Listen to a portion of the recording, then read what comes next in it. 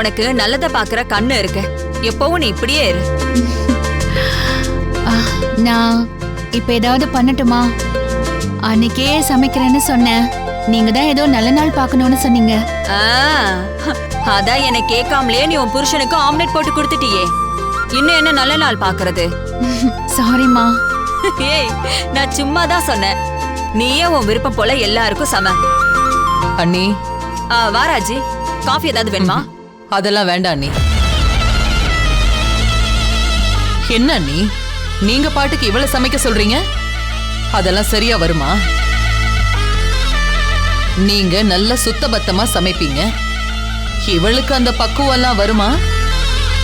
அவசரப்பட்டு அவகிட்ட போய் கரண்டிய குடுக்கறங்கறீங்க. அதானே மா, இந்த பாத்திரம் கழுவுறது, வீட்டுக்கு மாப் போடுறது, இந்த மாதிரி ஏதாவது ஈஸியான வேலையை கொடுமா அவளுக்கு. அத்தை, நான் நீட்டா கிளீனா தான் சமைப்பேன். நீங்க ஒன்றும் கவலைப்படாதீங்க. சமைப்பமா? உன் வீட்டுல 3 பேருக்கு காண்ற மாதிரி புளிக்குழம்பு ரசம் அப்படின்னு வச்சு பழகிருப்ப. இங்க இவ்ளோ பெரிய கூட்டத்துக்கு 4 வகை கூட்டு பொரியலோட வெரைட்டியா சமைக்கணும். முடியுமா?